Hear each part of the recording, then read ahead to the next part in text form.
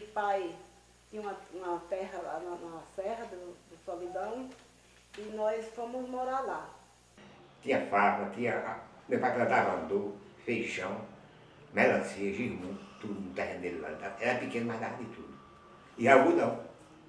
O algodão ele vendia para comprar o café, o açúcar, coisa que nós não produzia, né? Depois nós viemos para Sinal, na casa que eu nasci, morando junto com a minha avó, a mãe de pai. Aí eles resolveram vir para o Juazeiro e pai ficou lá sozinho. Pai ficou sozinho, quis vir também. Meu pai pro Ceará, meu pai. Aqui não dá certo para nós não. É, mas nós temos terreno ali, mas não assim. Vamos lá pro Ceará lá. Aí meu pai foi, vendeu a terra lá que nós tínhamos, que meu pai tinha lá, que era a herança da minha mãe. Aí pegou um dinheirinho, vendeu, deu de graça, porque ninguém ia comprar, ninguém tinha dinheiro. Aí, meu pai resolveu vir embora. E eu era doido para vir. Aí quando o pai quis vir, aí disse assim de uma hora para outra. Aí já tinha vendido terreno, né? Terreno lá de Vicente endoidou. Não, embora depois da manhã. Já digo, vamos? Oh, que alegre depois. Aí nós pegamos um carro de boi para Afogado, de madrugada, para vir para casa o carro de boi nós fomos para casa de uma irmã de mãe, que chamava Biá. E aí nós ficamos lá uns 2 dias, até aparecer um caminhão que fosse para Juazeiro para levar nós num caminhão, que esses caminhões pau de arara, né? Que era muito atrasado antigamente, eu tinha 8 anos na época. No outro dia, pai arrumou um caminhão. Meu pai arranjou um caminhão pro crato. Eu vou pro crato. Mas eu deixava um tirando lá, porque aí é Juazeiro. Foi o que aconteceu. O caminhão deixou ali onde hoje é aquele rotatório, chama. Aí foi pro crato, o pai deixou nós lá e foi lá no matador, falou com o vigia para levar nós para lá, porque não tinha destino, não sabia quando estava indo. Então pode ficar. Meu pai contou a história todinha para ele, porque senão ele ia pensar que era hora 10, né? Aí o vigia liberou para vir pegar nós. Aí fiquemos no meio todinho, um cheiro ruim, cheiro de sangue, podre, ninguém dormia não. E aquele lugar era muito fedido, cheirava mal aquele lugar. Lá fedia demais. O homem foi matar a vaca lá, tirou o leite e deu pra gente, tomando cru, o leite cru. Até que no outro dia ele foi na casa de um tio dele, aqui em Juazeiro, e arrumou um caminhão e levou nós pro sítio Mondés. Aí pai de Moisés mandou o filho dele, Zé Moisés, levar nós para o sítio dele, que lá tinha uma casa pequena. No terreno dele, mas a casa estava salvada. Até uma casa de barro, de taipa, um chalé de taipa. E nós fomos para essa casa. Zé Moisés levou nós no caminhão, ficou lá. E lá ele arrumou uma casinha lá e começou a trabalhar e as coisas foram melhorando. Naquele tempo havia inverno e ele sempre foi trabalhador, sempre botava roça. Aí foi quando o pai Zusa morreu e pai dividiu a terra de pai Zusa, deu a cada um pedaço de terra lá, e o pai sempre foi trabalhador. A metade a terra dividiu um riacho. O riacho, o pai arrancou o capim de planta e plantou batata, cana, mamão, fez canteiro de verdura, tomate, fazia gosto. E o pai sempre trabalhou. O pai era um homem trabalhador igual o Humberto. Humberto puxou a pai. Chegamos em 59, em 61, foi quando Humberto nasceu. Há pouco tempo tinha acontecido, eu tinha um irmão chamado José Alberto, e ele sofreu lá uma doença lá que eu nem sei o que era e faleceu. A minha mãe teve Roberto no dia 29 de abril, foi quando nós viemos para cá. Eu trouxe ele, tinha 3 meses. Eu que fui a mãe dele no caminho, quem trocava, quem cuidava do menino. Minha mãe veio fraca das ideias, né? E o pai cuidava de mãe e eu cuidava do Roberto.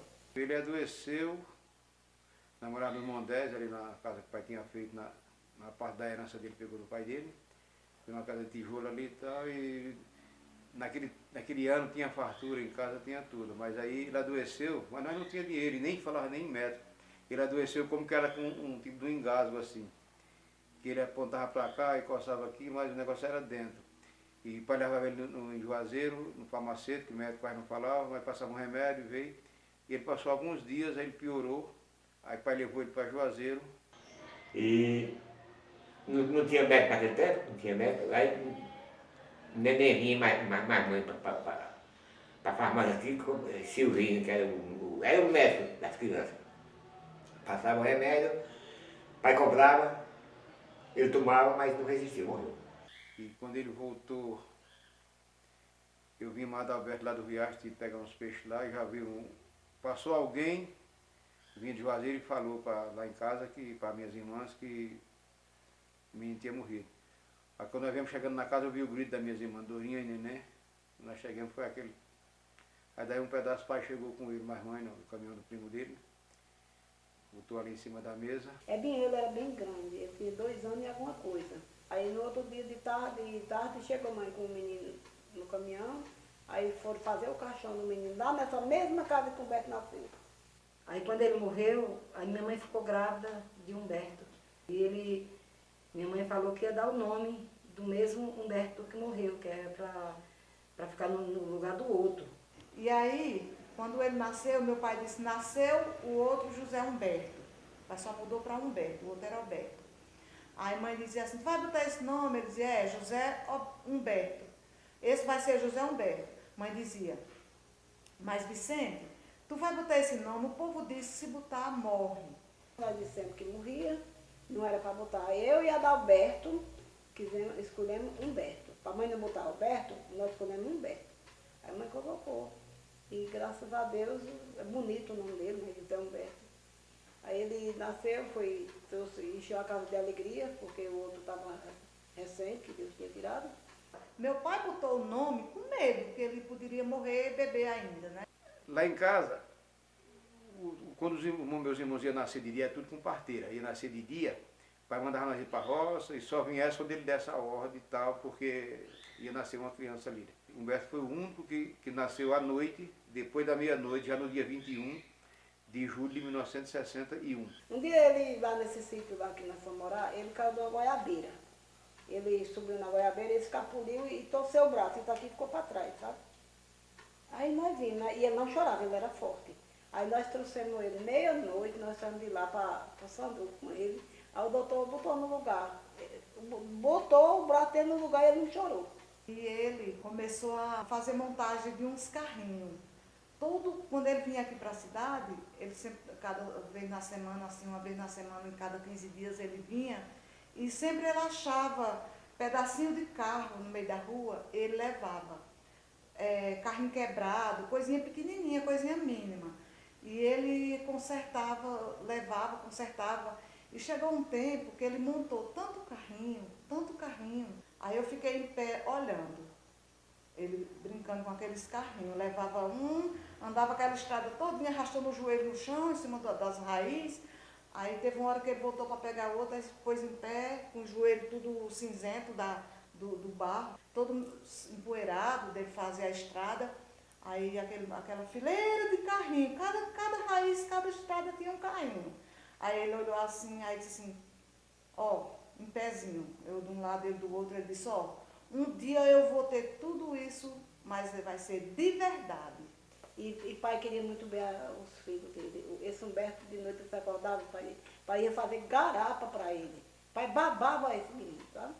Pai fazia garapa para ele e se precisasse do outro também foi fazer também. Mas o Humberto era demais. O amor de pai por Humberto era forte. Quando nós éramos crianças, que nós mudamos de Juazeiro do Norte para o Sítio Novo, um sítio que fica por trás do horto, e aí Humberto ouviu uma conversa do meu pai com a minha mãe, as coisas não estavam nada fáceis. Humberto me chamou e falou assim, olha, eu escutei o pai conversando com a mãe, a situação não está fácil, nós precisamos fazer alguma coisa para ajudar ele. Né? E ele depois chamou eu e a Daíl e a gente veio conversar sobre o nosso futuro. Que até aí, meu pai achava que o nosso futuro era roça, igual ele. Mas isso era uma coisa que nem a gente queria e muito menos Humberto. Só que a gente era muito pequeno para saber o que seria o futuro. Ele já tinha mais um pouco de visão, foi por isso que ele chamou eu e a Daíl. Resolveu que a partir dali a gente ia para a zoleria carregar tijolo para arrumar o dinheiro para poder ir para a feira. E aí nós éramos bem crianças, eu tinha de 6 para 7 anos, ele de 7 para 8. E aí uma das nossas tarefas era ir levar café para ele por volta de 9 horas. A minha mãe fazia o café e a gente ia levar para ele lá na roça, né? Então, quando nós fomos levar o café, nós pegamos a enxada e começamos a ajudar meu pai, limpar o mato, tudo. E aí, a partir daquele momento, a gente começou a trabalhar também na roça, ajudar meu pai. Mas me parece que ele me pediu, na época, 10 mil a meu pai, que seria o preço equivalente a uma saca de sal de 30 pacotes. E meu pai tinha dito que ele se aquietasse, que o futuro dele seria o mesmo, o futuro de Humberto, ou seja, o nosso futuro seria o mesmo futuro do meu pai. Ou seja, viver trabalhando para os outros, viver para os outros. E ele não aceitou essa resposta. E isso eu fiquei sabendo logo naquele tempo, foi por causa disso que a gente se reuniu, se juntou e a partir daí a gente foi para carregar os tijolos. Então eu, como era muito pequeno, ele empereitava os tijolos que tinha sido feito, e eu quebrava os beicinhos do tijolo. E ele daí eu carregava. A gente trabalhou uma semana nisso, de segunda até a sexta.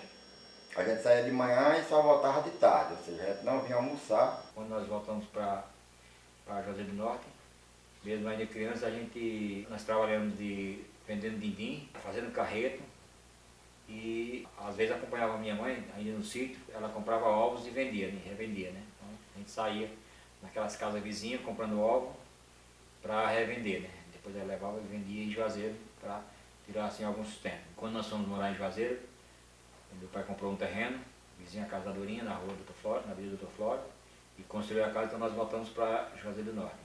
E mesmo assim ele continuou nas roças ali por perto, colocando roça.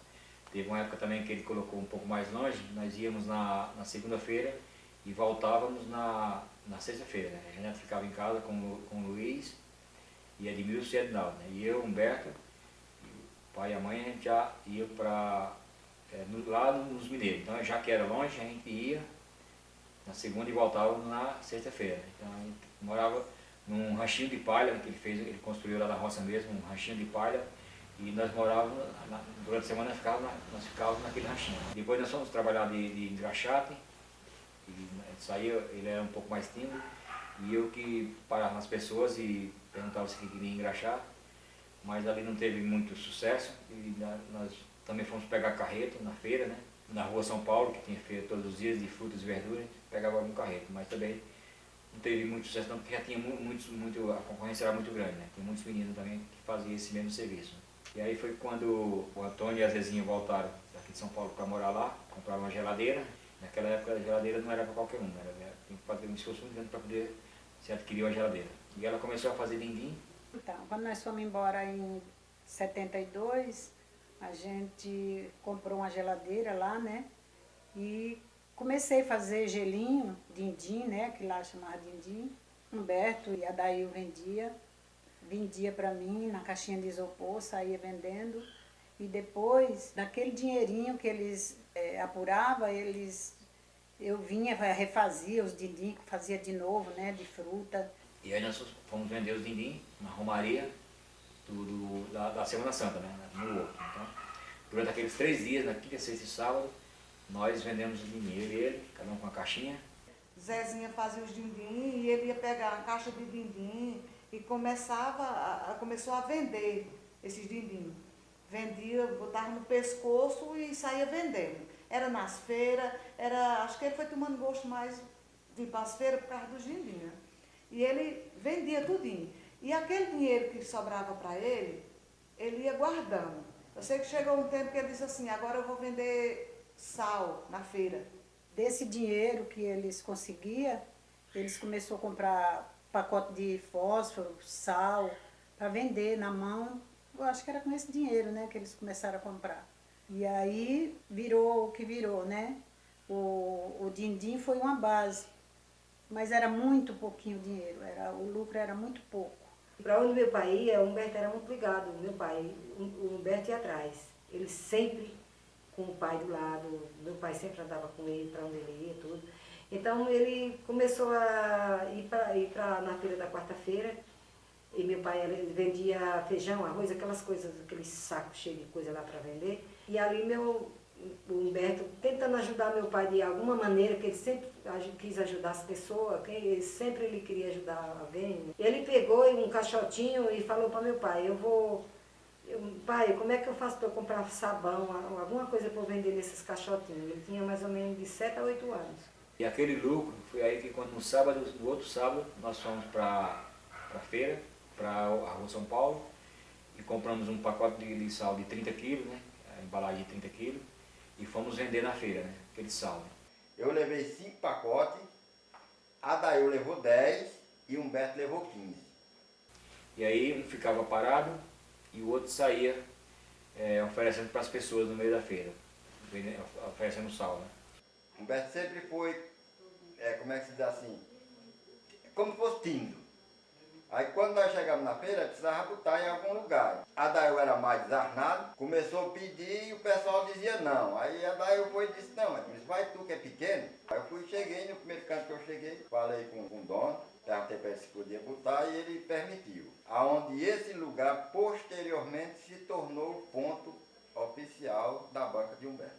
Naquela época era normal as pessoas fazerem, quase não tinha supermercado, e as pessoas faziam mais na feira mesmo. Então, a vendagem de sal era boa, né? Então a gente ficava parado e o outro saía. Normalmente era eu que saía vendendo e ele ficava mais parado, né? Eu, por ser pequeno, algumas mulheres olhavam para mim, as mulheres estavam comprando, a gente chegava, cutucava ela virava, a gente oferecia o sal,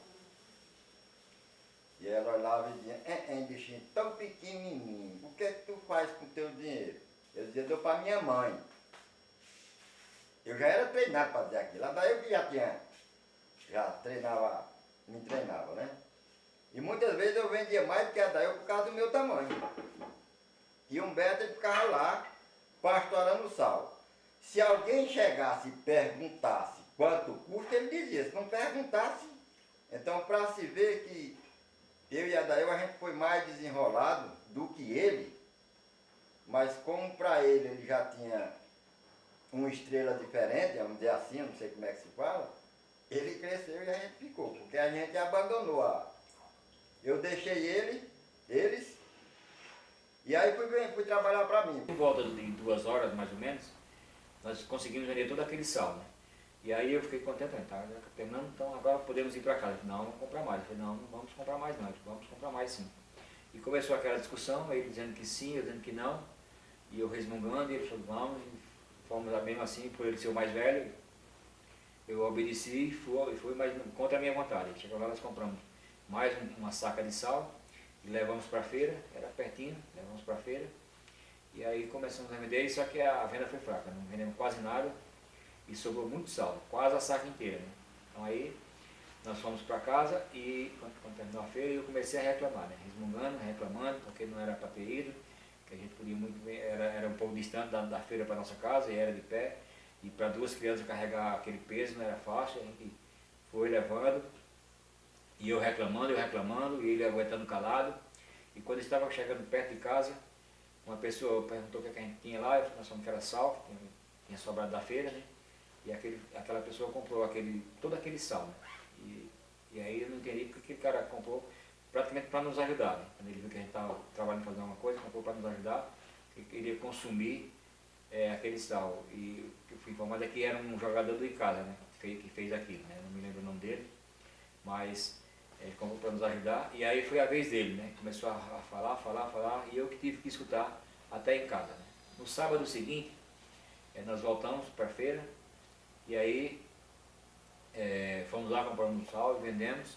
E com o lucro que nós tivemos dos 2 sacos anteriores, nós compramos bombril, né? Então já tínhamos sal e bombril, no mesmo esquema. Um ficava parado e o outro saía para vender, abordar as pessoas no meio, né? Eu sempre digo que a vida de Humberto, o comércio de Humberto nasceu de din-din. Eu sempre digo, porque ele vendia muito, sabe? E foram vendendo, e foram crescendo, aí deu do din-din dele, deu para ele comprar um pacote de coloral, um pacote de barra de sabão, uma caixa de sabão, um pacote de sal. E depois ele botou a banquinha lá no chão, na feira de quarta-feira, nas feiras lá, ele é daí. No sábado seguinte a gente já tinha, com o lucro, nós já colocamos bombril e fósforo também, né? E todo sal tem uma coisa diferente. O outro já tinha sabão em barra, né? E aí, mas era muito peso para a gente carregar aquelas coisas pesadas, então, para duas crianças.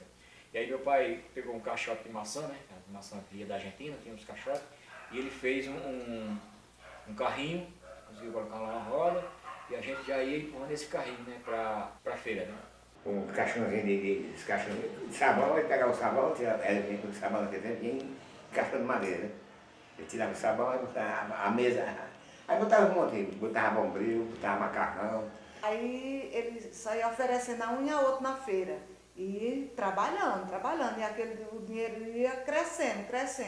Ia comprar o sal, levava na cacunda aqui, o pacotão de sal, um pacote com 20 pacotes, chegava em casa e botava lá. E quando sobrava um dinheiro mais, eu lembro muito bem que ele fazia lá de 3 pacotes de sal assim, os pacotes grandes assim com 20 cada um, e os pacotes de bombril também. Ele escutou uma conversa de uns colegas lá, em que miudeza, a margem de lucro era maior e era mais leve, né?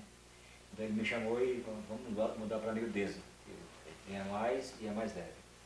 E aí nós mudamos para miudeza, né? Fizemos a nossa banquinha. E aí depois ele partiu para plástico, para linha, para desodorante, para miudeza. Aí foi quando ele realmente formou a banca na feira. Humberto já foi ganhando, o ganho dele já foi empregando também. Aí ele passou para a feira. Ele foi comprando, eu via aqueles pacotinhos de desodorante, barra sabonete, pacote de sabonete, ele só juntando. Quando deu para ele botar na banca, ele botou na banca e saiu dos lindinhos, das banquinhas do chão e foi abençoado por Deus. A história dele vem de longe, o trabalho dele vem de longe. Eu já escutei gente falando assim, que ele enricou do dia para a noite, mas sabe nós que acompanhamos ele. Nas feiras, meu pai ia deixar o almoço dele, e quando tinha aquele prazer de deixar o almoço dele na feira, e sempre ali dando uma ajuda, conversando, meu filho faça assim, meu filho faça assim. Fizemos assim 2 banquinhas, né? E eu sempre falava para ele para a gente dividir, né? Para a gente separar, acabar a sociedade, cada um com a sua banquinha, e ele não, porque ele sabia que logo ia quebrar, não ia para frente, né? A daí eu ia vender as coisas, mas já vinha mastigando. Ele vendia, rápido ele vendia, mas já vinha mastigando. Aí o Humberto ficava achando ruim, porque o ganho ele estava comendo, né? Tudo que ele vendia ele já vinha mastigando. Aí o Humberto mandava ele ficar, vender parado, e o Humberto era quem ia, sabe? E daí Deus foi abençoando. A gente estava com a banquinha de miudeza, estava indo bem, tudo. E aí eu era sempre mais gastador, né? Quando passava as pessoas vendendo alguma coisa, eu comprava e ele começava a reclamar, não, já tomou café em casa, não, já tem o almoço, não tem necessidade disso, mas mesmo assim e se um tirava X, o outro também tinha que tirar X. Então eu gastava e ele guardava, né? E aí foi indo até que eu chamei ele para dividir. Ele falou que não, porque ele sabia quem eu era, né? Sabia que não ia ter muito futuro, né? Não houve intriga, não sei como foi. Eu lembro perfeitamente que a daí eu era mais gastador. Tudo que queria. E ele era mais seguro. Eu insistia para que a gente dividisse, e ele não queria, mas de tanto eu encher a paciência dele, ele acabou concordando na nossa divisão. Eu lembro que um dia a gente estava na rua São Paulo e ele comprou ali várias bananas, não sei quantas dúzias, mas era muita banana, nós começamos a comer aquelas bananas, e ali nós separamos, né? Então fizemos 2 banquinhas, cada um ficou com uma. O Humberto caiu para o lado da miudeza e a daí eu caiu para o lado dos cereais. E o Humberto sempre naquela de vencer, e o Adail naquela de, tipo, não estava muito preocupado em expandir e querer crescer, era mais a curtição. E o Humberto, ele curtia, mas dentro do limite, ele também tinha o pensamento de crescer. E enquanto ele crescia, eu diminuía, né? Foi crescendo e eu diminuindo. Porque aí eu estava mais livre, né? Passava alguma coisa para vender, para comer, eu comia, não estava nem aí, gastava muito, gastava mais e não estava indo bem. Aí quando eu resolvi vender aquela banquinha para ele, né, e trabalhar para o Antônio Vicente, o meu cunhado.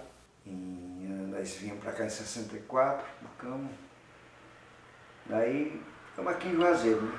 Depois se espalhou, o Antônio viajou para São Paulo, foi o primeiro aí, depois fui eu, depois fui Os outros foram indo e depois a gente acostumou a ficar daqui para lá e de lá para cá. Até que em 78, meu pai não queria ir lá em São Paulo de jeito nenhum. E a gente sempre quis levar ele lá. E ele sentia lá uma doença que a gente nunca descobriu o que era. Ele urinava sangue. Aqui ele nunca descobriu. E em 78 eu chamei ele para a gente ir e ele resolveu ir. Ele fazia aqui um tratamento no Crato e o médico disse que ele tinha bico papagaio e tudo. Ele ia lá, fazia fisioterapia e tal. Ele não era doente, não estava para morrer. Meu pai não era tão sadio, mas também não era doente. E aí Bibi disse assim, pai, vamos para São Paulo, que lá o senhor continua o tratamento. Aí levaram meu pai para São Paulo, né? Ele foi. Quando ele foi para São Paulo, ele me abraçou na rodoviária, aí ele disse assim, eu estou indo, cuide dos seus irmãos. Aí meu pai disse assim, eu vou, mas eu não vou voltar. Eu disse, pai, que é isso? E a gente deixou ele na rodoviária bem, foi com o Bibi. Eles foram de ônibus. Ele saiu daqui numa quinta-feira da Paixão, chegou lá no sábado de Aleluia. Saímos de casa, dobramos na rua. Aí a Ângela viu quando ele se afastou da estrada. Aí falou, mãe, ó o vô. Aí a Dorinha me chamou, falou, Bibi, olha o pai. Que eu olhei, ele tinha se afastado da estrada e ele estava com um pé dentro de uma vala de água na beira da estrada, assim, como que ele, não sei por que ele foi para lá. Quando eu fui lá e fui pegar ele, para tirar ele para vir para a rua, saber o que tinha acontecido, ele não respondeu. Aí eu vi que ele já estava com a parte do rosto baixa, afundou. Assim. Pegamos um táxi e levamos ele, assim, passamos em 3 hospitais para poder achar uma vaga para internar ele. Conseguimos internar ele no sábado à tarde, passou o domingo, aí no domingo à noite ele faleceu. Tivemos que fizemos o velório em casa e fazer o sepultamento lá mesmo. Aí ele morreu do sábado para o domingo. Aí o Bibi não deu notícia, passamos 8 dias sem ter notícia da ida dele, né? O telefone naquele tempo era muito difícil e por carta ia demorar muito, então eu voltei. Terminou o enterro, aí eu comprei passagem de ônibus e voltei. Foi mais 2 dias dentro do ônibus, depois de 2 noites, até chegar aqui, para me dar a notícia para o pessoal aqui e explicar como é que tinha sido. Bibi chegou para dizer que meu pai tinha morrido.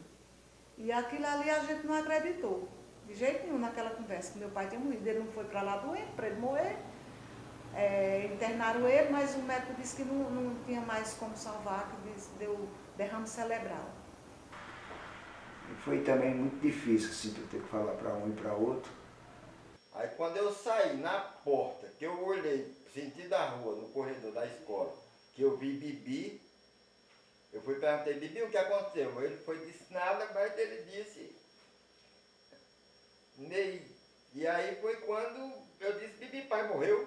Fui avisar os outros também, nós se reunimos lá e só choro.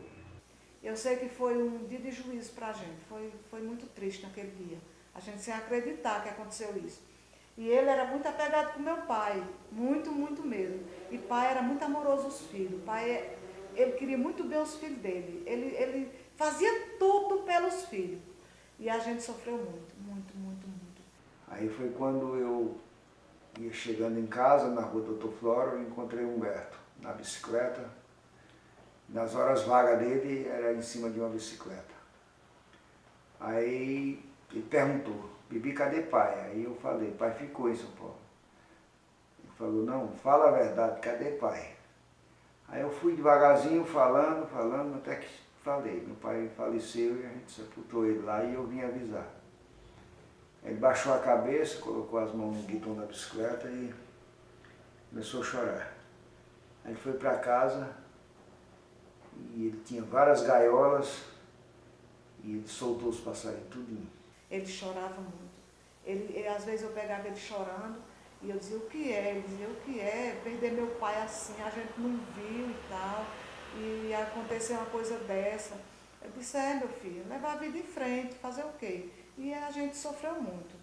Ele era o mais velho dos 4 menores e conversava muito, ele conversava com os outros irmãos, levava os irmãos para a feira mais ele, e aquele negócio. Então, ele sempre teve cabeça, ele sempre foi diferente, sei lá, ele sempre quis trabalhar, ele sempre quis ter as coisas para ele. Quando era na época de vender caderno, na época das escolas, ele colocava os cadernos e saía, vendia muito, mas vendia muito caderno. Aí ele foi crescendo, ele foi vendendo os cadernos, vendendo com aquele amor, foi ganhando dinheiro. Porque ele trabalhava sempre com a cabeça, ele trabalhava com a sabedoria, ele trabalhava pensando no que meu pai falava, sempre trabalhado, viver do suor do rosto, sempre ser honesto em tudo que fizer, ele sempre encasquetou coisas na cabeça, coisas boas.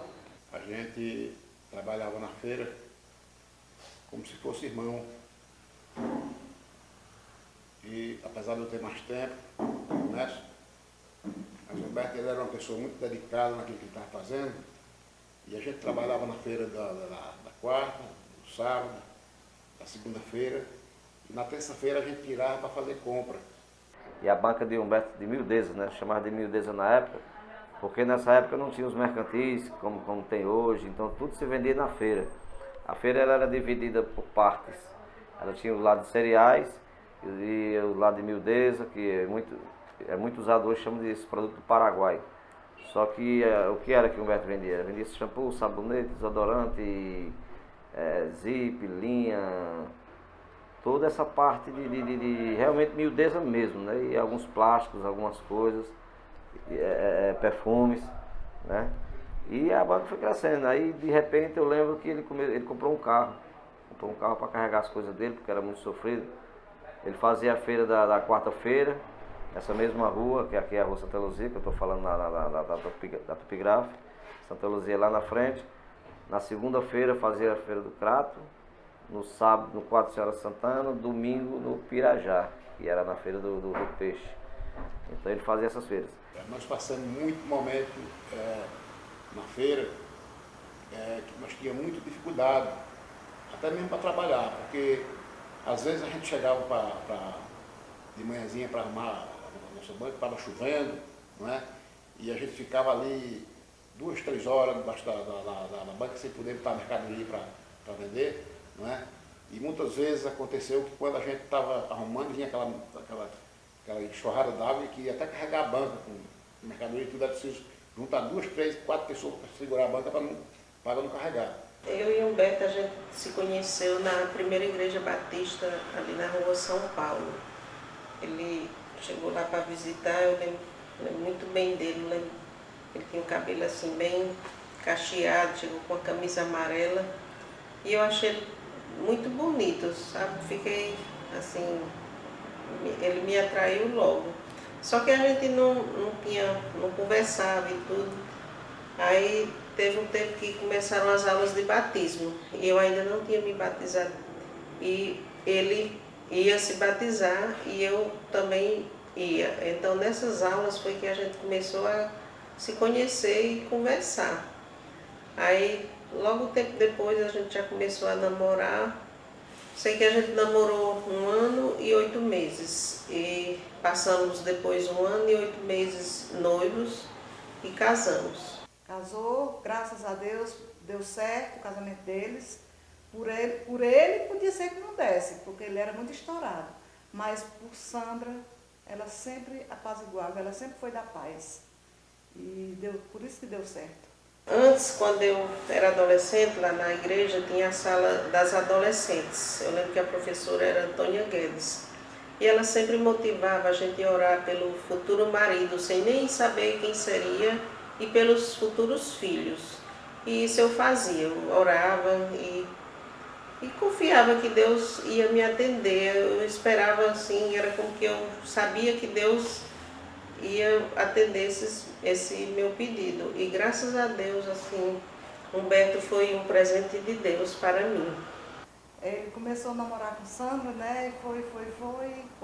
Como era a mulher que Deus tinha dado, que ia dar para ele, o presente dele era Sandra mesmo, aconteceu dele marcar o casamento. Aí o casamento dele, vai casar que dia? Na quarta-feira. Mas, homem, eu já casei na quarta porque Antônio queria perder a feira. Eu disse, exatamente por isso que eu não quero perder a feira. Eu quero casar na quarta-feira porque eu não perdo a feira do sábado. Aí vai casar. O irmão teve que ir buscar ele lá na feira para vir para casa se arrumar, para ele sair da feira mais cedo, mas ele não estava nem aí. Sabia que já era dele mesmo, ia ser dele mesmo. Chegou em casa, eu lembro que ele estava no espelho, passando uma gilete assim no rosto. Menino, vai se arrumar? Não, tem paciência, ainda está cedo. E ele lá bem tranquilão. Então, no ano de 82 é que eu voltei para o casamento dele, né? E aí quando nós chegamos lá, na quarta-feira que ele ia casar, estava na feira trabalhando, eu falei, mas você vai vender na feira hoje? Vai trabalhar hoje? Eu vou trabalhar, agora é que eu preciso de dinheiro, né? Que eu vou casar, né? No dia do casamento dele, eu estava ajudando ele na feira da quarta-feira, e ele foi trabalhar, foi fazer a feira normal, né? Eu digo, ei Humberto, tu não vai... Não, daqui a pouco eu vou me arrumar e vou pra feira, eu vou pro casamento.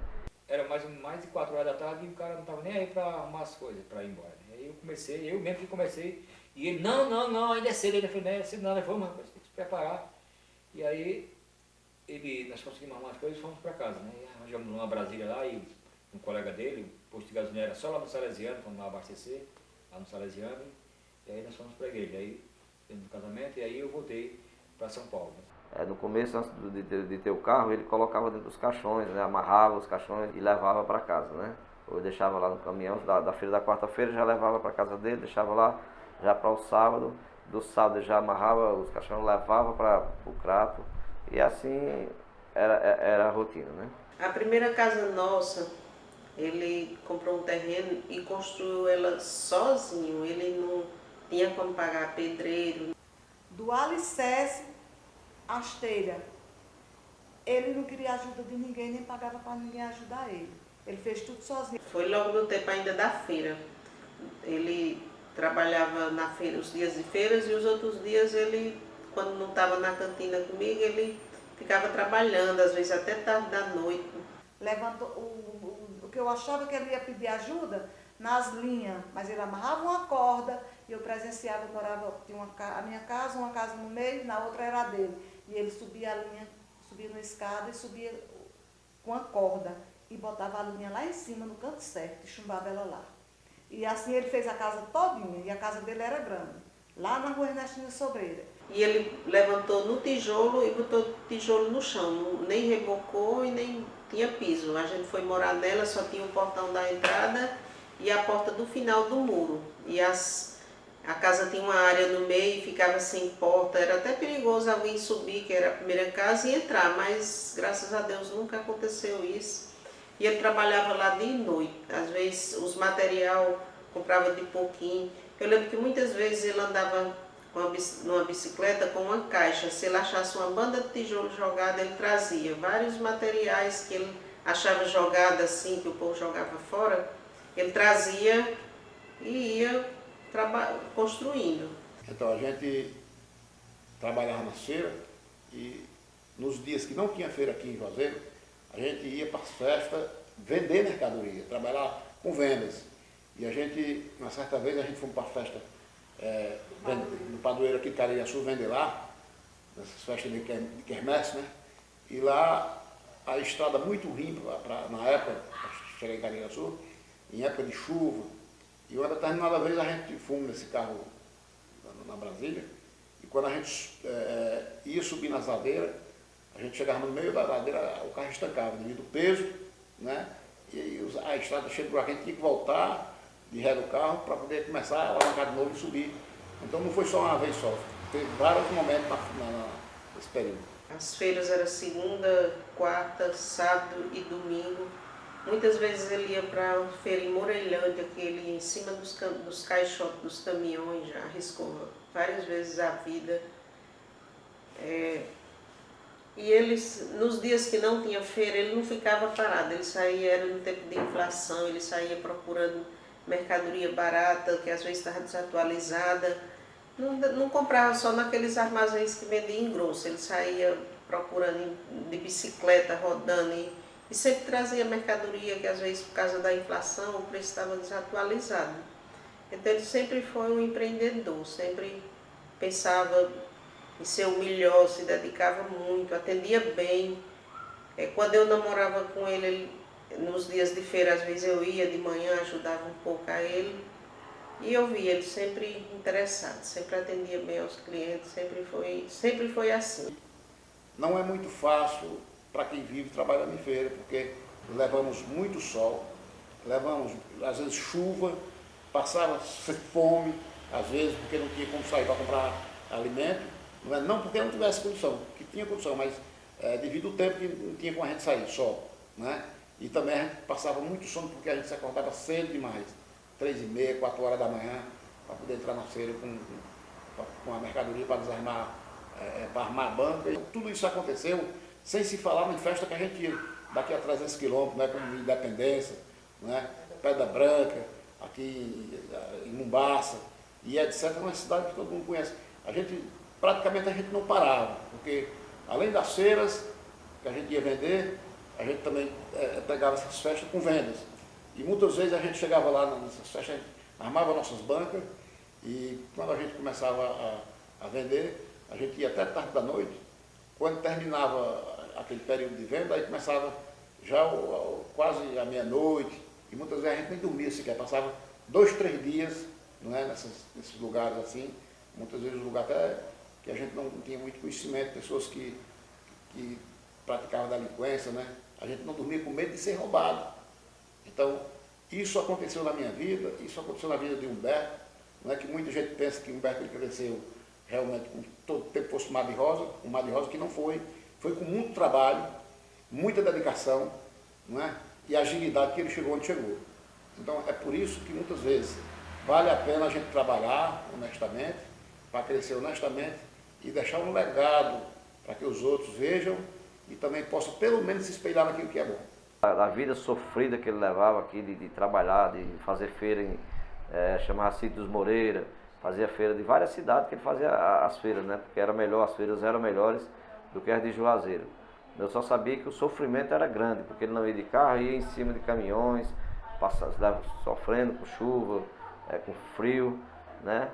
Mas eu acho que sempre com o propósito de crescer, de querer realmente transformar aquilo que ele transformou hoje, né? A banca dele ficou em 6 metros. Um dia nós conversando, ele falou, a minha banca, Dorinha, já chegou em 6 metros. O tamanho comprido, de surtida, de tudo assim, vendendo de tudo. E ele feliz da vida. E uma determinada vez ele chegou para mim e disse, Antônio, eu pessoalmente, particularmente, eu estou querendo botar uma loja para mim ali na Rua São Paulo. Você não tem coragem de ser sócio de uma loja, começar uma loja ali na Rua São Paulo, alugar um prédio ali. Eu falei, Alberto, se você vender toda a sua mercadoria, não é? E eu vender toda a minha mercadoria também, não dá para a gente pagar nem o aluguel dos prédios ali. Na época o prédio do aluguel ali de São Paulo era muito caro. Naquele tempo o comércio era um estouro. Vinha muita gente de todo lugar do estado, do Ceará e de fora comprar aqui, e tudo era caro, principalmente, além de ser caro, o nosso poder aquisitivo era muito pouco. Então eu falei isso aí ele falou para mim, disse, pois eu vou botar o meu comércio, eu vou botar a minha loja. Eu disse, muito bem. Né? E isso que ele falou para mim, eu acho que ele falou com tanta certeza que em pouco tempo aconteceu isso aí. Né? E foi quando ele realmente começou a botar a sua loja e foi crescendo, e aconteceu isso aí.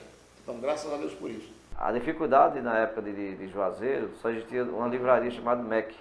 E tinha aquela gráfica Sobreira, a gráfica Tupi, que era o mascote. E surgiu uma livraria em Juazeiro chamada Seema.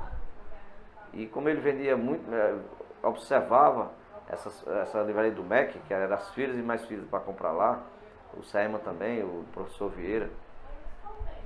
Então acho que a visão dele começou a ser voltada para alguma coisa no ramo escolar. Porque sempre na feira ele vendia bem material escolar, ele notava que saía bem. Então eu lembro que ele começou a juntar umas mercadorias de pouquinho em casa, eu lembro que tinha um montinho de caixa assim, ele dizia, eu vou abrir uma papelaria. E eu sempre tinha medo, né? Mas sempre do lado dele, sempre ajudei. Aí ele alugou um ponto lá na Rua São Paulo e colocou aquelas pouquinho de coisa. E daí ele inaugurou essa papelaria, né? Papelaria Seta. Foi quando ele... Eu acho que aí foi o começo da transformação realmente da vida dele profissional, comercial.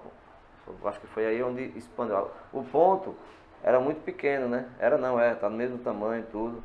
Um ponto muito pequeno. Ele tinha um pouco mais de 4,5 metros por 4, assim, mais ou menos. O primeiro ano que a gente casou, eu consegui um emprego na cantina do Colégio Batista. E eu gostava muito de trabalhar lá, porque morei lá muitos anos e gostava daquele emprego. Não era nem pelo valor, mas era uma coisa que eu gostava. Só que quando ele botou a papelaria, que eu já estava grávida de Ebin, quando ele começou a construir, ele mesmo na papelaria, os balcões, ele quem fazia, serrava as madeiras, nada ele pagava para fazer. E aí ele me falava também que a pouca mercadoria que ele tinha não era suficiente para botar nas prateleiras na livraria, né? Então ele colocava muitas caixas vazias para dar dessa impressão que as pessoas chegassem e vissem que a loja estava cheia, né? Ele, muito inteligente, tinha essa visão. A mercadoria era bem pouquinha, aí ele tirava a mercadoria das caixas e botava a caixa seca atrás da mercadoria para não ficar tão cheia de buracos as prateleiras, para dar uma aparência melhor, né? Daí as bancas deles continuavam as bancas espalhadas, ele vendendo, não sei se os pessoal vendendo para ele, na época era Francis Milton, tinha o Wilson, cuidava de uma das bancas dele, Francis Milton de outra, e daí a papelaria começou a prosperar, começou a vender muito, porque ele foi com atendimento, aquele atendimento, aquele dom de ambulante, né, raiz da feira, e passando isso aí para a clientela. Então isso aí foi enchendo a papelaria dele, ele foi crescendo e acabou com a feira. E como ele tinha um preço bom, vendia mais barato, foi logo no período escolar que ele abriu. Eu lembro que em novembro ele começou lá e quando chegou no auge do período escolar ele já foi um estouro assim quando abriu. Eu lembro que teve vez da gente ter que baixar os portões porque não cabia o povo, o ponto era pequeno e não cabia o povo ali para comprar. Eu lembro que o nome Seta, ele vendia na feira uma linha de costura com o nome Seta. E ele se agradava desse nome. Ele pensava assim, ó, se eu botar papel... Ficou pensando em vários nomes. Aí ele até falou assim, se eu botar o nome Seta, só que ele quis botar com 2T, que a linha no tempo era S-E-T-A. E ele disse, eu vou botar com 2T e vou fazer a propaganda assim. Eu boto uma seta e digo assim, vá na seta e acerte na certa. Então, daí ele resolveu botar esse nome. E deu certo. Vendeu tanto, estava vendendo tanto na papelaria Seta que ele botou a Seta 2, na Rua São Luís. Rua São Luís, ali ao lado do Colégio Batista, chamava até de LS1 e LS2, né? Livraria Seta 1 e Livraria Seta 2. Ele tinha os rádios amadores que se comunicavam, né, de uma para com a outra. Então ele tinha já essa seta lá. E acabava uma coisa, ele corria e ia comprar. Antes ele comprava nos armazéns aqui em Juazeiro, que tinha os armazéns que vendiam grosso, mas tinha pouco surtimento. Aí quando ele foi melhorando, ele começou a ir para Fortaleza. Eu lembro que ele ia sozinho, eu tinha que ficar na loja. E ele ia com aquele pouco de dinheiro arriscando a vida, porque ele não conhecia lá, mas teve coragem de chegar lá sozinho em Fortaleza e procurar onde comprar. Eu lembro que ele levava o dinheiro, era numa sacolinha, ele ia de ônibus e pendurava o dinheiro na sacolinha, assim, botava em 2, 3 sacolas, para ninguém imaginar que ali fosse dinheiro. Ele passava ia à noite e não dormia, porque ele ficava pastorando o dinheiro ali pendurado, porque ele disse se escondesse ia chamar a atenção. Aí fez isso várias vezes. Depois foi vindo os representantes e dando crédito assim, ele começou a comprar de pouquinho e ele viu que era interessante as vendas. E começou a vir gente de fora também e comprar em grosso. Eu lembro que a gente tinha umas clientes de Oricuri, elas sempre vinham e levavam muitas coisas. Aí ele começou a pensar em botar um atacado. Ele resolveu botar o atacado e foi do mesmo jeito. Não era tanta mercadoria, mas como ele vendia bem, vendia barato, né? ele corria e comprava mais. E assim ele foi aumentando aos poucos, que ele sempre foi assim, né, corajoso, não tinha medo de nada, nada ele tinha medo de inventar, de começar uma coisa, ele sempre foi otimista, nunca teve medo de nada. Rapaz, o Humberto, ele tem assim, uma história muito boa para a gente contar da condição que ele fazia, como ele fazia, né? Vinha para cá e não se importava em levar a mercadoria dele num carrinho de mão, ou se não tinha um ajudante para levar, ele mesmo fazia esse tipo de serviço. E é uma pessoa assim, de muita fibra mesmo, de a gente falar dele de bem, né? Era um prazer atender o Humberto, não porque ele comprava muito, mas porque também o cara era simples mesmo e chegava e oferecia uma coisa para ele comprava tudo. Muito fácil trabalhar com ele. Nós passamos várias dificuldades financeiras, mais ou menos era quando ele mudava de ponto, porque quando a gente tinha a venda do varejo lá na Rua São Paulo, lá no centro, era muito bom. Só que um ponto grande lá embaixo era muito caro. Aí ele alugou 2 pontos junto ali na Rua São Paulo, mais em cima, e ali não tinha muito comércio antigamente, era um pouco afastado e foi um pouco ruim, né? Aí depois ele resolveu alugar um ponto ali na São Pedro, próximo à prefeitura. Aí a gente mudou para lá, eu lembro que a mudança a gente fez, foi toda assim, quase na mão, que era pertinho, né? Os meninos levavam as prateleiras, tudo nos braços. A gente não alugou nenhum caminhão, a gente levou as coisas em carro pequeno e foi levando de pouco. Aí lá nesse ponto da São Pedro também não foi muito bom, mas mesmo assim a gente ganhou alguns clientes e foi ficando conhecido. Aí logo depois ele alugou um ponto maior ali na São Pedro, ali no centro, ali abaixo da Rua São Luís. Aí pronto, aí foi que melhorou muito, bastante, foi ali que ele cresceu, porque era no centro, né?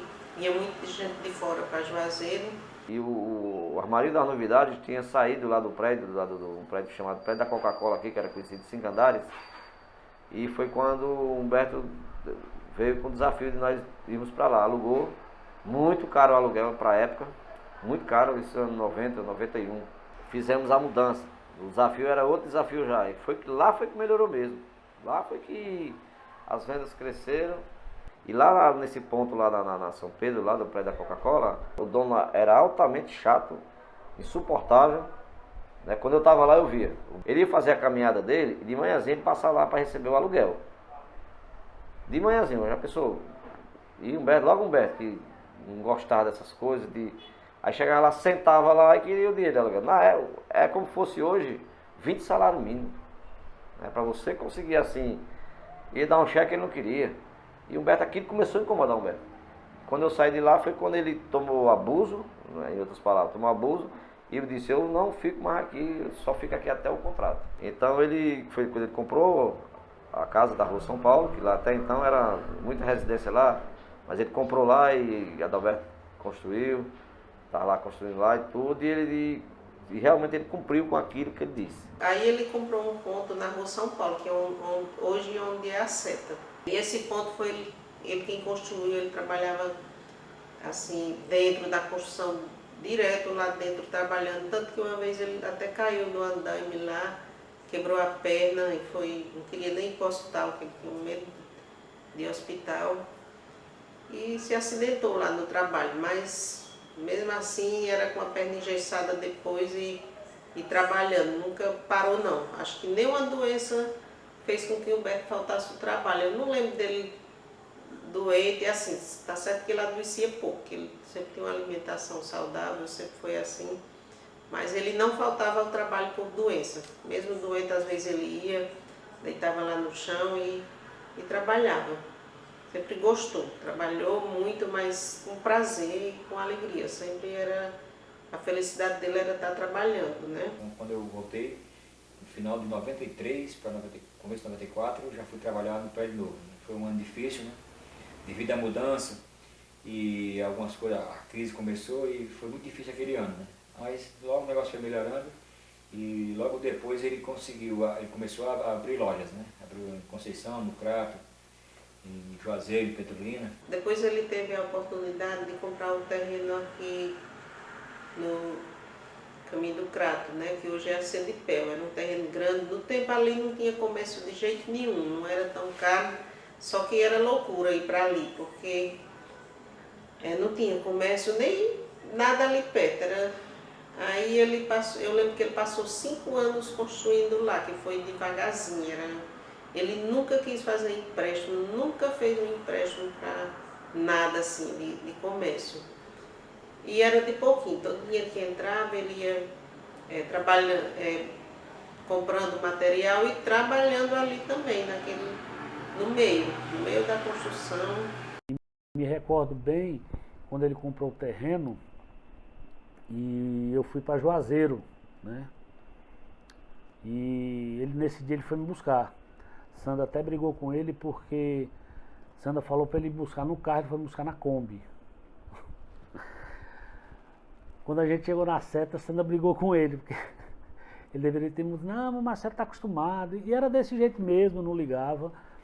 E ele falou animado demais, vamos ali que eu vou te mostrar um negócio. Me levou lá onde é hoje o prédio, ali na Patrícia Cícero 3010, se eu não me engano o número. E chegando lá, ele me mostrou o primeiro buraco, onde seria o primeiro alicerce, a primeira base da primeira coluna do prédio que hoje está montado, né? E dali ele foi comprando uns pontinhos lá no final, umas casinhas, foi montando até hoje ter o restaurante, a Dipel, com toda a estrutura que ela tem de prédio, que uma parte dela foi aproveitada para fazer o boliche. Mas assim, e isso aí é apenas o começo, a gente passou por aquela dificuldade, por ele confiar demais em algumas pessoas, e infelizmente algumas pessoas não saberem usar dessa confiança, fizeram algumas coisas erradas. Eu senti de perto algumas dificuldades que ele passou, eu acho que Sandra deve lembrar disso. E quando a gente mudou para lá, foi muito difícil, porque ele conseguiu muita bonificação das firmas, só que as bonificações eram uma porcentagem em cima de uma compra que ele fizesse. Aí ele deu liberdade para os representantes fazer o pedido, só que cada representante fez um pedido bem grande para poder a comissão, ou a porcentagem da bonificação ser em cima dele. Aí a gente recebeu as bonificações, só que aí ficamos com muitas dívidas para pagar. E foi difícil, muito difícil. Acho que foi o tempo mais difícil do comércio foi esse, mas ele passou mais de 1 ano, negociou com todas as fábricas e ele pagou juros e juros, mas pagou todas.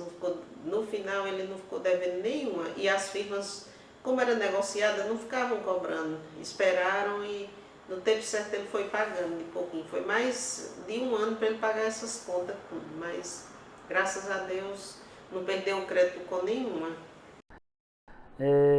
Naquele momento foi que eu vi a mão de Deus sobre a cabeça de Humberto, sabe? Porque uma pessoa normal naquele momento ou teria desistido ou teria quebrado. Acho que o termo certo é esse, eu teria desistido ou teria quebrado. E Humberto não, aguentou firme, foi à luta, né? Fez do jeito dele e assim, uma coisa que eu me orgulho muito de dizer, né? Humberto fez tudo aquilo e nunca precisou de um banco, foi tudo, sabe, trabalho dele, suor dele, esforço dele, ideia dele, claro que sempre baseado e pautado num princípio básico, né? Deus na frente e Deus fazendo por ele, né? Não coloco mérito só para ele, claro que não. Eu acho que o Humberto é um homem muito abençoado, ele recebeu um toque de Deus especial e por isso que chegou onde chegou, como homem, como profissional, como pai, como esposo, como avô. Sempre que ele ia abrir um negócio assim, um comércio, ele estudava antes tudo, sempre. Eu lembro que quando ele foi abrir a seta, ele não conhecia nenhum tipo de papel. E ele foi, eu lembro que numa perfumaria, acho que foi a perfumaria Padre Cícero, e comprou uma folha de cada papel e pediu para a moça escrever o nome de cada um, que nem os papéis ele conhecia, papel seda, papel duplex, essas coisas. Aí eu lembro que a moça escreveu em cada folha para ele aprender o nome dos papéis, né? Aí do mesmo jeito foi coisas do sertão. A gente viajava muito para São Paulo, todo ano a gente ia 1 ou 2 vezes, e sempre de carro, né? A gente passava naqueles restaurantes em Minas, que era tudo cozinha a lenha, e ele sempre gostou, sempre se atraiu por isso. Ele disse que um dia ia colocar um restaurante assim. nem que não desse lucro, era só para ele ter o prazer de ter um local assim. Aí já aproveitou o terreno que a gente tinha comprado ali para Sedipel, que era grande, e ele mesmo começou na construção ali. Era outra construção que ele trabalhava direto lá todos os dias e foi fazendo do jeito, tudo ali foi ideia dele. A gente ainda viajou para ele conhecer uns restaurantes desse tipo, só para ele estudar como seria. Que ele era muito inteligente, mas ele sempre buscava conhecer tudo o que ia fazer para dar certo. E ele dizia que não tinha fins lucrativos naquele restaurante, era um prazer que ele tinha de ter lá, mas graças a Deus assim, o movimento foi bom, sempre Deus abençoou aquele local, ele nunca quis vender bebida alcoólica lá.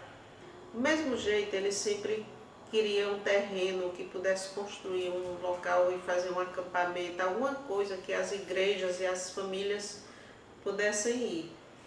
E ele passando ali a gente ir para Fortaleza, ele viu esse terreno, que até Herbert já tinha visto também, e ficou curioso e depois quis voltar lá para conhecer. Gostou muito e já começou a ter ideias e planejando o que seria um local onde poderia acampar muita gente. E ele, depois que comprou, ele ficou pensando como faria assim, como ele só pensava alto, que nem eu falei, as ideias dele sempre eram diferentes. Como ele sempre teve visão em tudo que ele fazia, ele resolveu construir ali um castelo.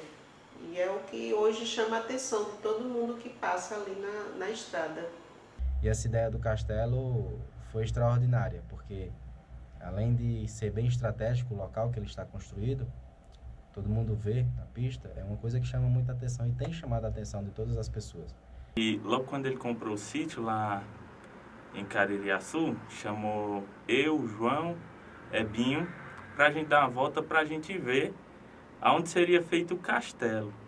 E eu achei muito incrível porque a gente saiu mata dentro e chegou num certo ponto, tinha uma ribanceira de um lado, um matagal do outro. E ele disse que o castelo ia ser ali. E aí eu olhei para João, para Michael, a gente ficou sem entender muito. Eu disse, acho que dá certo aqui. Eu fiquei meio encucado. Será que dá certo mesmo? Pensando, ele logo explicou para nós três. Acho que nós três estávamos com a dúvida. Mas eu sabia que quando ele coloca uma coisa na cabeça, quando ele tem ideias, essas ideias vão dar certo. Então, no mesmo momento eu estranhei o local, porque não tinha nada plano, era só barranco para um lado, para o outro, e mata. Mas quem vê o castelo hoje onde ele está, não imagina como era isso ali antes. Ele teve uma visão clara do que ele queria ali e ele conseguiu fazer. Surpreendeu muito. Realmente, todos aqueles pontos que ele falou para a gente nos convenceu de que realmente ali ele tinha uma visão, tinha uma determinação que ali seria um bom local. Eu fico feliz por ter feito parte, saber o que ele queria fazer ali e poder continuar todo o legado dele, poder continuar o que ele estava construindo ali. Vai ser uma honra para mim, para minhas irmãs, para minha mãe, poder concluir aquilo e dizer para todo mundo que tudo aquilo foi ideia dele. Nesses últimos 3 anos ele trabalhou muito, ele comprou esse terreno lá e ele queria fazer do jeito que ele gostava, né? Ele trabalhava com dedicação, gostava de trabalhar, ia na semana, na terça, quinta, sábado e domingo ele estava lá trabalhando o dia todinho, não se cansava. Foi mais de 3 anos ele ali trabalhando e eu só ia no domingo. Todos os domingos eu ia com ele, todos os domingos. A gente saía 6 horas daqui da manhã e voltava à tardinha para vir para a igreja.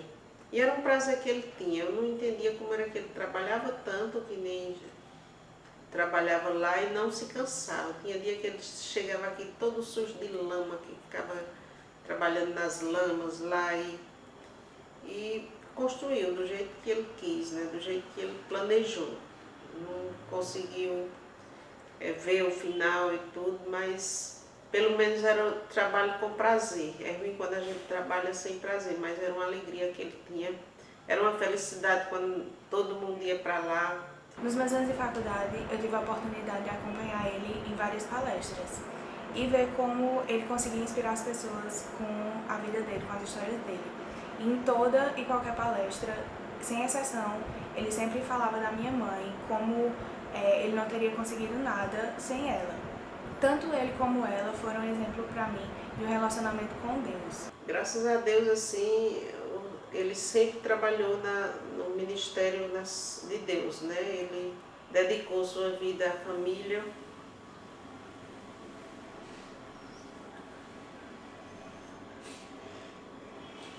Dedicou sua vida à família e às coisas de Deus.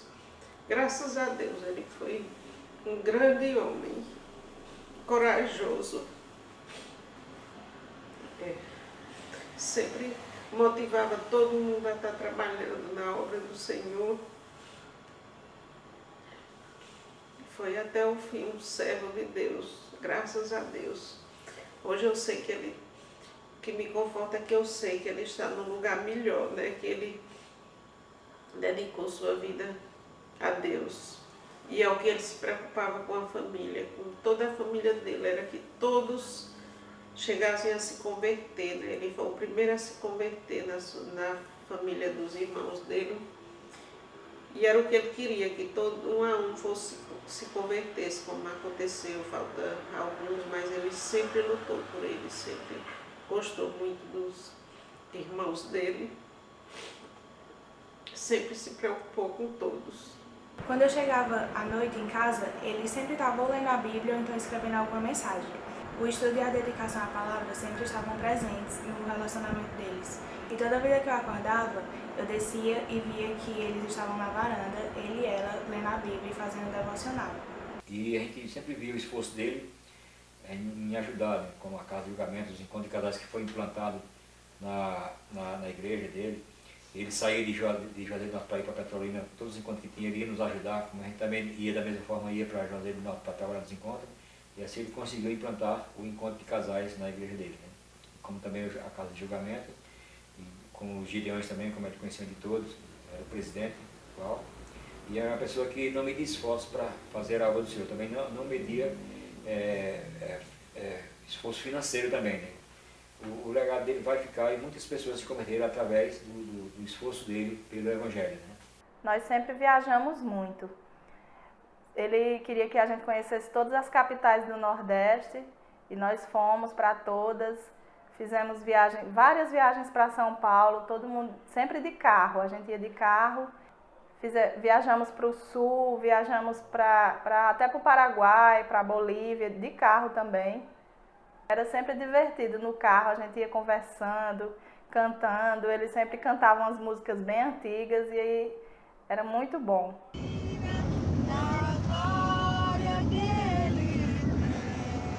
Vai dar um tchauzinho. Estou vencendo, que é poderoso para guardar o meu tesouro até o dia final. Eu tive o privilégio de ser colega dele na faculdade e todo mundo achava legal, pai e filha, dividindo a mesma sala de aula. Eu era a aluna mais nova da sala e ele era o aluno mais velho da sala. E eu, adolescente, né, no início eu achei estranho estudar com o próprio pai. Era uma cobrança maior em relação ao horário, a notas, uma cobrança mais de perto.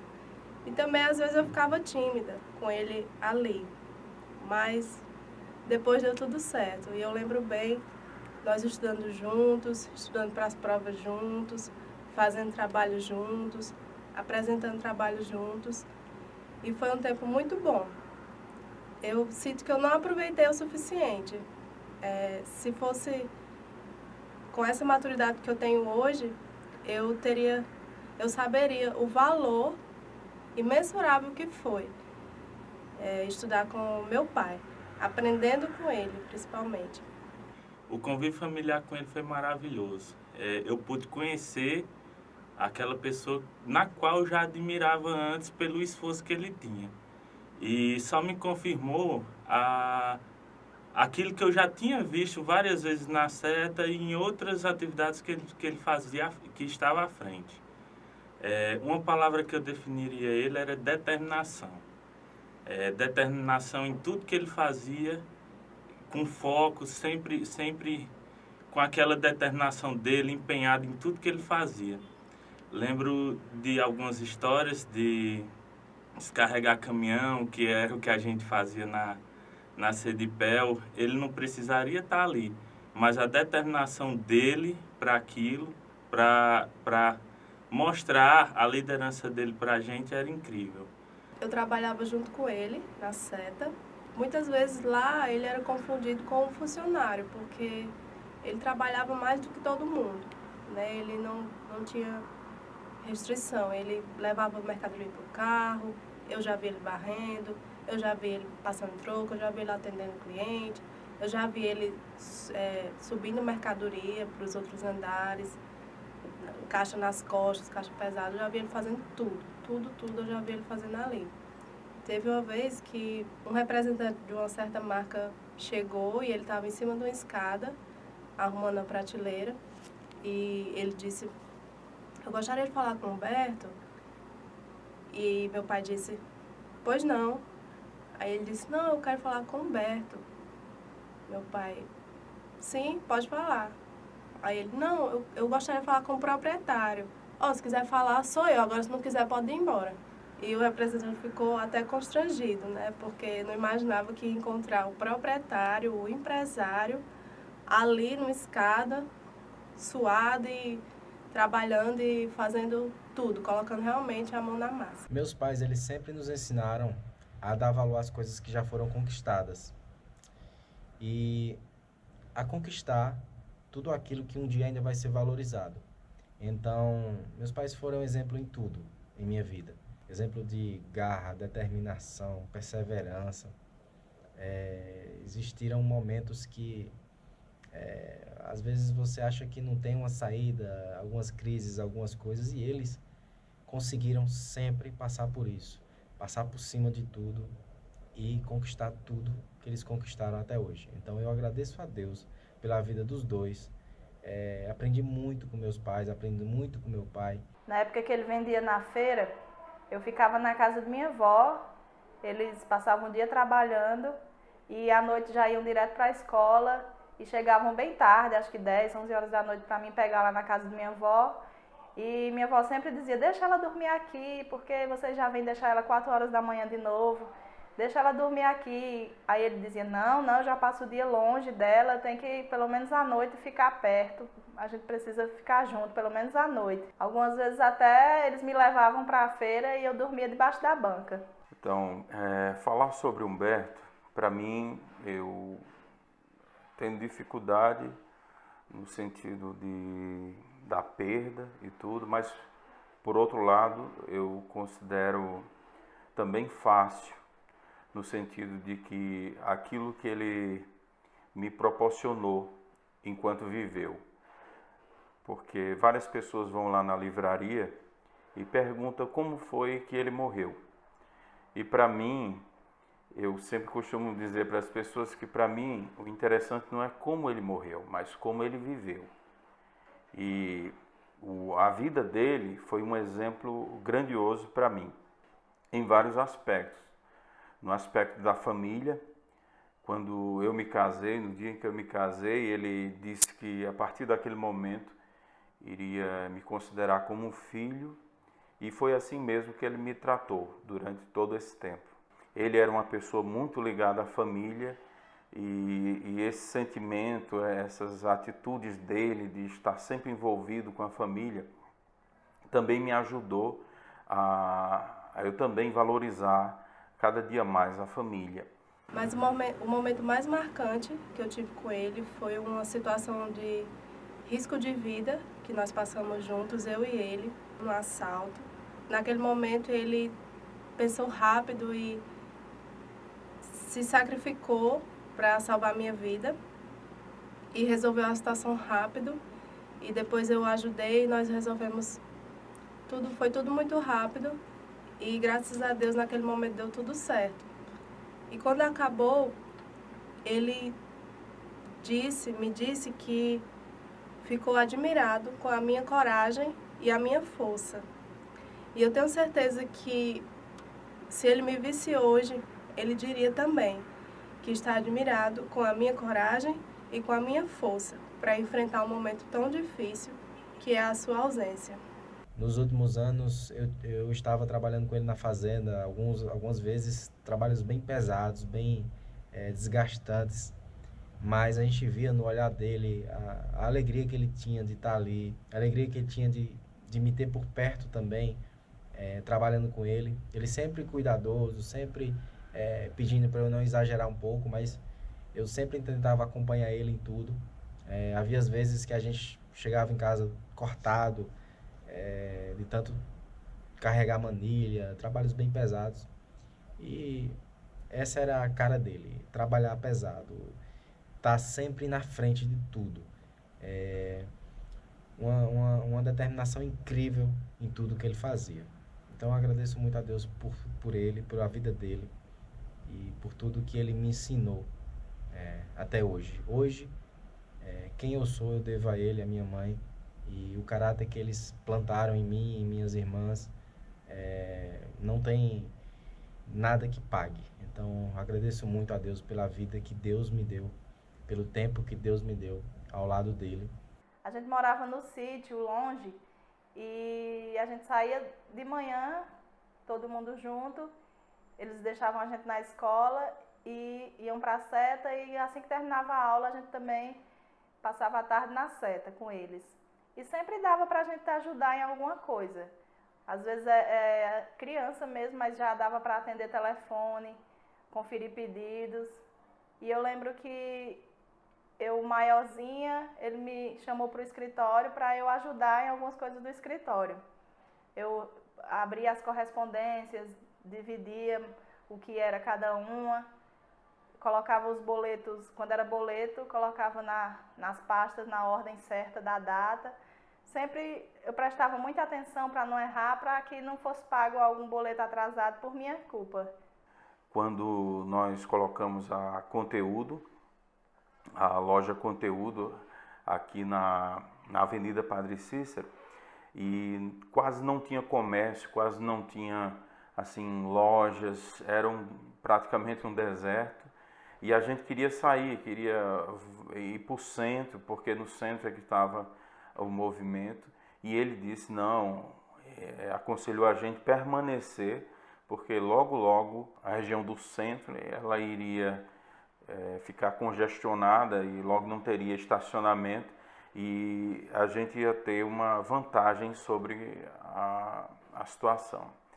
E, de fato, ele enxergou muito além. Ele enxergou uma coisa que a gente não tinha visto, que logo depois a região foi crescendo, foi desenvolvendo, e hoje nós temos um comércio muito bem localizado, graças ao conselho que ele nos deu. Outra coisa também, que até a questão de calcular preços, negociar com os fornecedores, tudo isso ele me ensinou. Em questão do comércio, eu não tinha experiência nenhuma. E foi ele quem me orientou, foi ele que me deu todos esses conselhos que fez o comércio crescer e ter um nome. Então, nesse aspecto também, eu sou muito grato a ele pelos conselhos valiosos que ele me deu ao longo desse tempo. Nós crescemos dentro da loja, então eu acredito que isso foi muito importante em minha vida, porque eu pude aprender cada dia, mesmo brincando na loja quando éramos pequenos, eu e minhas irmãs. Acho que nós podemos aprender bastante ali. Sempre que podia a gente ajudava com alguma coisa ou outra, coisa simples. E aos poucos a gente foi aprendendo a valorizar cada coisa que eles construíram. Então, graças a Deus, sempre nos envolveram em tudo, nos ensinaram tudo.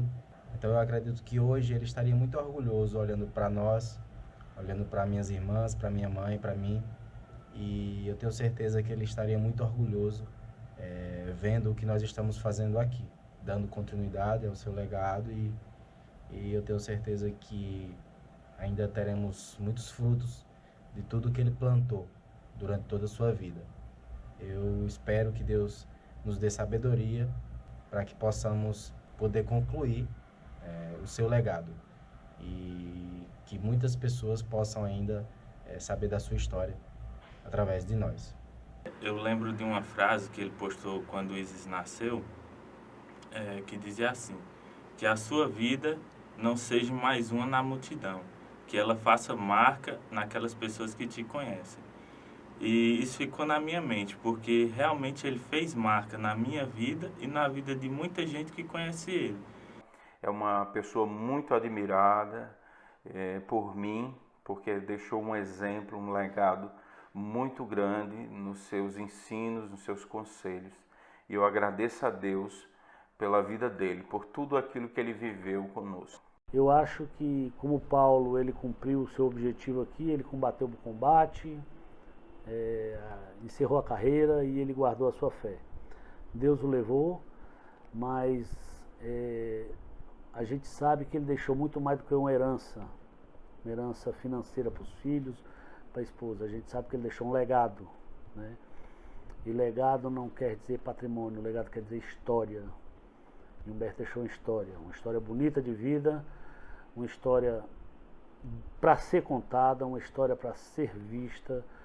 E apesar do pouco tempo, dos poucos anos, eu acho que ele viveu cada momento, cada instante da vida dele para aquela empresa, para os filhos, para a esposa, sempre da maneirazinha dele, sempre no jeitão dele, mas fica a saudade, claro, né? Mas fica a alegria de poder ter vivido ao lado de um grande homem como o senhor José Humberto Martins, um pequeno grande homem, um cara de Caririaçu, que deu a cara a tapa e mostrou a que veio nesse mundo.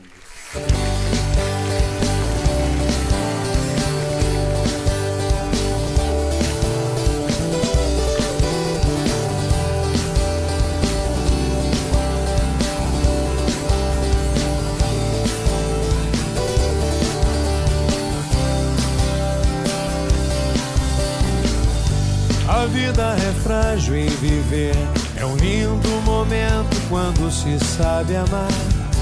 Notar a poesia perdida no tempo, rebuscar, no eterno acreditar.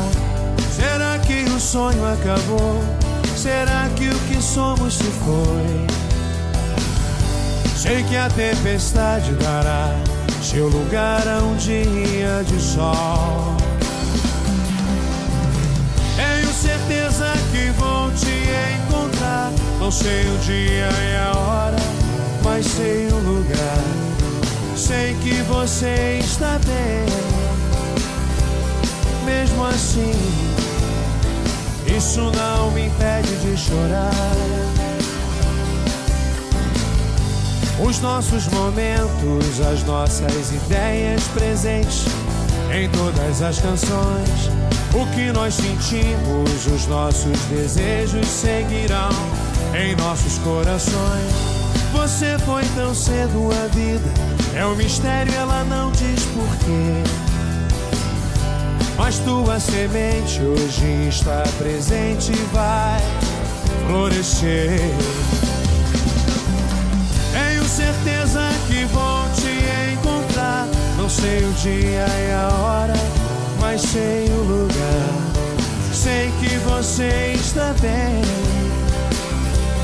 Mesmo assim, isso não me impede de chorar.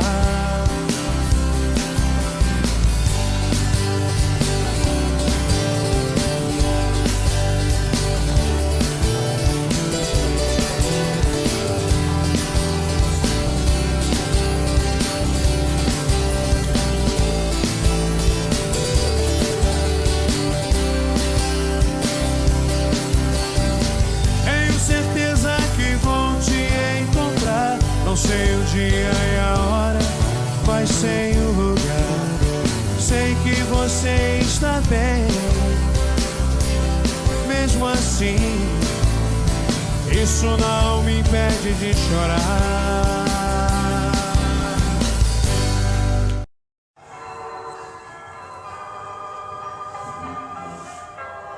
Sempre que eu leio a história de Cristo, eu fico a pensar com grande emoção no privilégio que muitos tiveram de ver o seu rosto, sentir sua mão. Eu também queria a mesma alegria de vê-lo bem perto, bem junto a mim, e olhar os seus olhos serenos e meigos. Oh, como eu seria tão feliz assim. Queria saber como era o seu rosto, embora eu sinta que era muito lindo. Inspirava fé e também confiança, e dava a todos um gozo infindo. E ao ver as gravuras dos quadros pintados daquilo que dizem ser o meu Senhor, meu ser não aceita o que está na tela, é falsa, é a inspiração do pintor. Não creio num Cristo vencido, cheio de amargura, semblante de dor. Eu creio num Cristo de rosto alegre, pois creio num Cristo que é vencedor. E um dia também o verei face a face, e assim eu creio, pela minha fé, oh, aleluia, verei o seu rosto, verei a Jesus. Oh,